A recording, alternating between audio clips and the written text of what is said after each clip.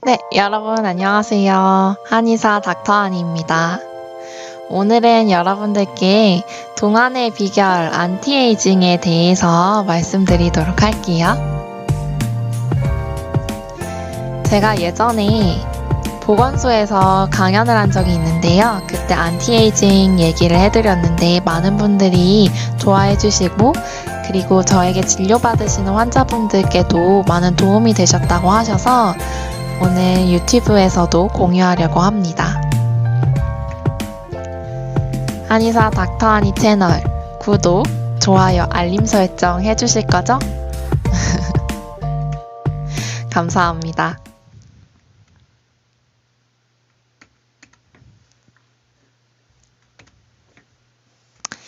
안티에이징 노화 방지는 사실 남녀노소 누구나 다 관심이 많은 그런 주제이기 때문에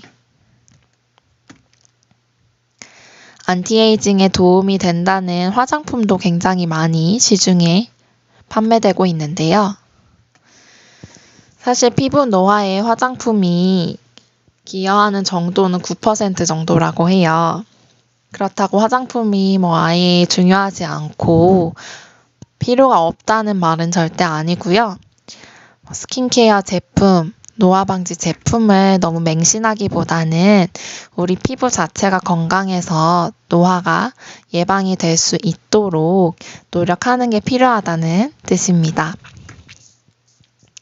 제가 예전 영상들에서도 여러 차례 강조드렸듯이 우리 피부는 내 몸이에요. 내 몸이면서 내 몸 제일 바깥쪽을 구성하고 있는 조직이기 때문에 몸 안에서 밖으로 영양 공급을 받는 조직이고 밖에 화장품이나 뭔가 바른다고 해서 피부 안으로 쏙쏙 흡수가 잘 돼서 그게 내 피부를 구성해 주는 건 아니거든요. 그래서 그만큼 식이관리나 생활관리가 중요하다는 거 말씀드렸죠. 그래서 피부가 건조할 때는 수분크림 바르는 것도 중요하지만 물 많이 마시는 거, 안에서 밖으로 수분이 공급이 잘 될 수 있도록 해주는 거 중요하답니다. 안티에이징에서 우리 가져야 될 마음가짐 한번 보도록 할게요. 내 피부를 애기 피부 다루듯 조심조심 다뤄주세요. 애기들 피부 정말 예쁘고 보들보들하고 연약하잖아요. 그래서 정말 소중하게 다루잖아요. 내 피부도 그렇게 소중하게 다뤄주시면 됩니다. 동안의 비결 첫 번째, 올바른 세안법인데요. 동안 미모로 정말 유명하신 고현정 씨죠. 솜털 세안법으로 예전에 한때 화제가 많이 됐었는데 이제 눈썹이나 헤어라인 이런 쪽, 솜털이 있는 쪽을 꼼꼼하고 세심하게 세안을 잘 해줘야 된다는 거고 그리고 피부 전체적으로 결을 따라서 살살살살 저자극 세안을 하는 게 중요하다는 내용이었어요. 올바른 세안법에서 물 온도도 중요해요. 뜨거운 물은 좋지가 않고요. 피부의 수분을 뺏어가고 자극이 될 수가 있기 때문에 어느 정도 조금 미지근한 정도의 물, 25도 정도의 물로 세안을 하시는 게 바람직합니다. 그리고 세안제 거품을 얼굴에서 막 문질러서 내시는 분들이 계신데 그러시면 안 되고 손에서 충분하게 비비고 문질문질 하셔서 거품을 내셔서 그 거품을 얼굴로 문질문질 해주셔야 되고요. 피부 결을 따라서 부드럽게 마사지를 해주시고 특히 눈가는 손가락에 힘을 빼고 살살살 섬세하게 세안해주시고 헹구는 게 정말 중요합니다. 비누기가 다 사라졌다고 생각해도 두세 번은 더 맑은 물로 꼼꼼하게 헹궈주시고요. 물기를 닦을 때 수건으로 문지르지 마시고 톡톡톡 가볍게 묻혀서 닦아내주세요. 이렇게 세안을 하시는데 총 걸리는 시간은 이중 세안을 하더라도 2분 이내, 1분에서 2분 사이 정도가 적당합니다. 너무 장시간 세안을 하시면 오히려 세안하면서 피부가 자극을 받을 수 있기 때문에 적당하게 세안을 하셔야 합니다. 예쁜 얼굴에 손대지 마세요. 번째는 만지지 마세요입니다. 외부 자극과 접촉 때문에 피부가 자극을 받는 경우가 굉장히 많은데요. 특히 생활 습관 중에 그런 경우들이 있어요.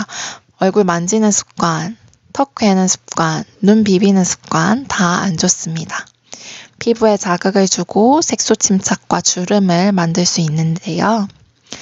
그리고 손은 항상 깨끗하게 유지를 하셔야 되는 건 기본이고, 손뿐만 아니라 피부에 닿을 수 있는 다른 핸드폰이나 베개 커버나 화장품 도구나 퍼프나 이런 것들 다 위생에 신경을 써주셔야 합니다.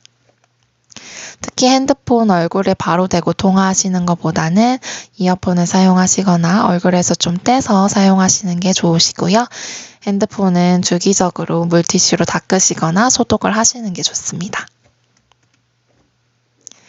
먹지 마세요. 피부에 양보하세요. 정말 예쁜 이민정 씨가 나와서 광고했던 화장품 로드샵 브랜드의 광고였어요.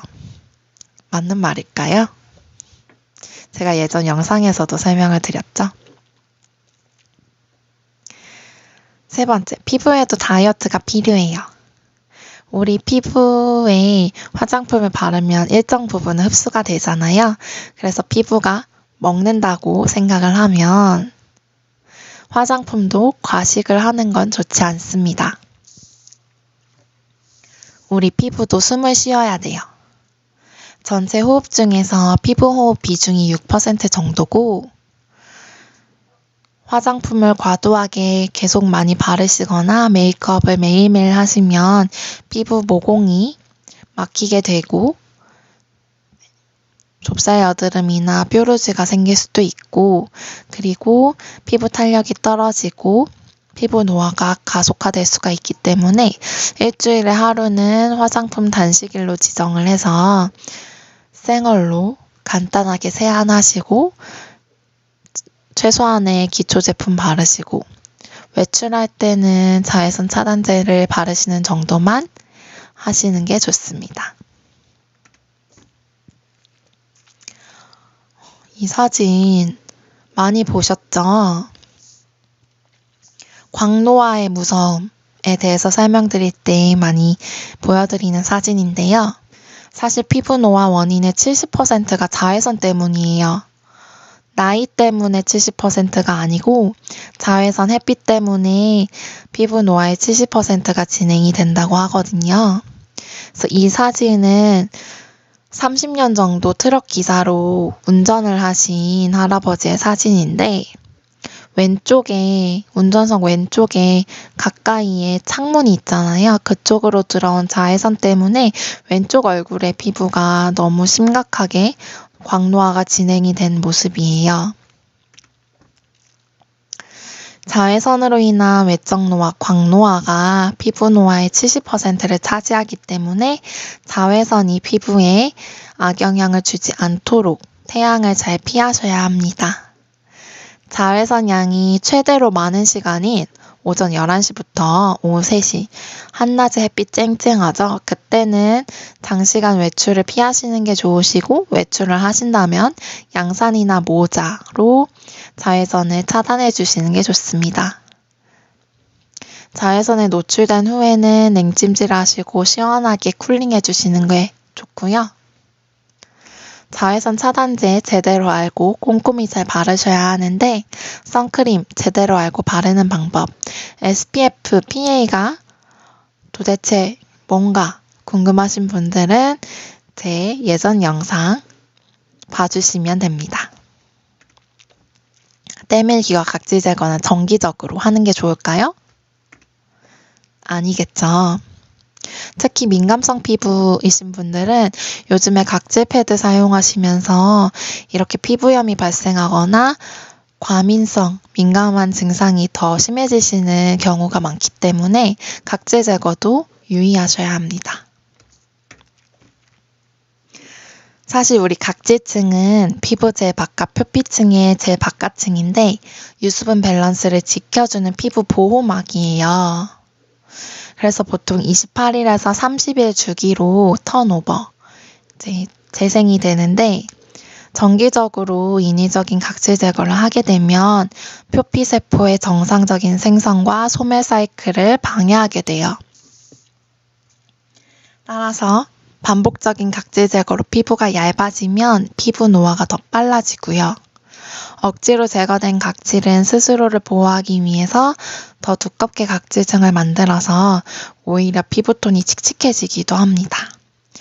그렇기 때문에 가끔 각질이 많이 뜨고 각질 재생 주기가 떨어져서 각질이 눈에 보여서 불편하다, 제거를 해야겠다 할 때는 그때그때 각질 제거를 해주시는 건 괜찮아요. 근데 그런 문제가 없는데도 계속 반복적으로 일주일에 몇 번씩 이렇게 각질 제거를 하신다고 하면 오히려 피부에 해가 될 수 있기 때문에 주의하셔야 합니다. 피부 미인은 잠꾸러기. 숙면이 정말 중요해요. 우리 흔히 밤 10시부터 새벽 2시까지가 피부 재생 시간이라고 하잖아요. 꿈을 꾸지 않는 논렘 수면 상태, 숙면을 취하는 상태에서 피부를 재생시키는 호르몬들이 더 많이 분비되고 재생이 잘 됩니다.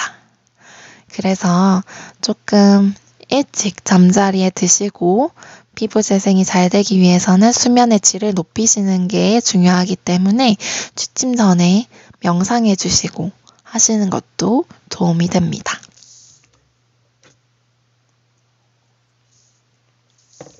요건 피부 모식도 그림인데요.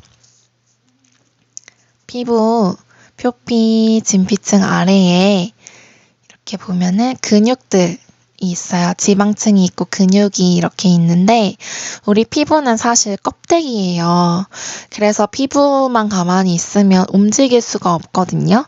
그래서 근육의 힘에 따라서 근육의 움직임에 따라서 피부가 이렇게 같이 움직이게 되는 건데 피부는 이제 근육 위에 덮여 있는 부분인 거죠.